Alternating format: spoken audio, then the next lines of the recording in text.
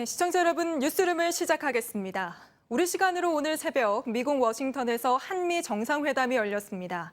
마스크 벗고 악수도 하는 코로나 시대 이후 처음으로 열린 정상적인 정상회담이었는데요.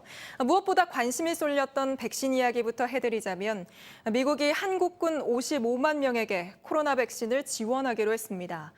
또 우리 군은 42년 만에 미사일 주권을 확보하게 됐고 또 북한을 대화의장으로 이끌기 위한 분위기를 마련했다는 평가도 나오는데요. 먼저 임종주 워싱턴 특파원 연결해 자세한 내용을 짚어보고 이 정상회담에 배석한 정의용 외교부 장관을 인터뷰해보겠습니다. 그럼 먼저 임종주 특파원부터 불러보죠. 임 특파원, 우선 한국군에 대한 백신 지원 발표부터 자세히 설명해 주시죠.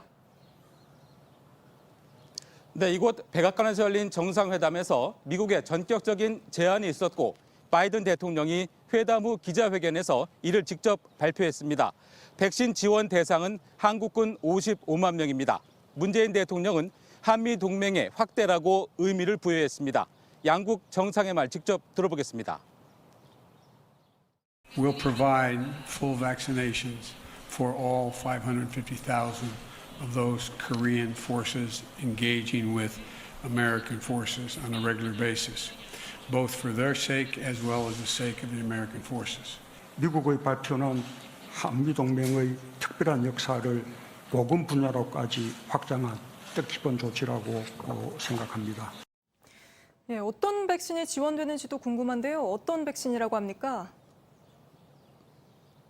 네, 백신의 종류까지는 아직 거론되지 않았습니다. 다만 미국은 이미 해외 지원 계획을 밝힌 아스트라제네카 백신 6천만 회분에 더해서 화이자와 모더나, 얀센 등 미국 내 승인 백신 2천만 회분 등 모두 8천만 회 분량의 백신을 다음 달까지 외국과 나누겠다고 발표한 바 있습니다. 그 첫 조치가 한국군에 대한 지원이 될 것으로 보입니다.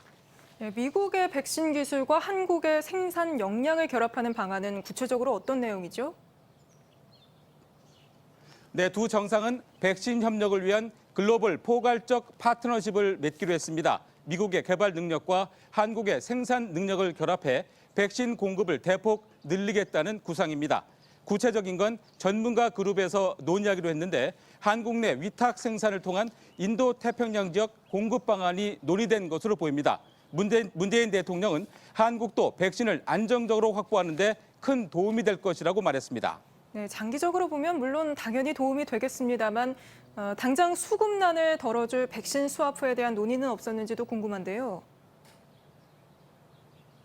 네, 급한 대로 백신 물량을 지원받고 나중에 이를 되갚는 스와프 방식에 대한 논의가 기대됐는데 그에 대한 언급은 없었습니다.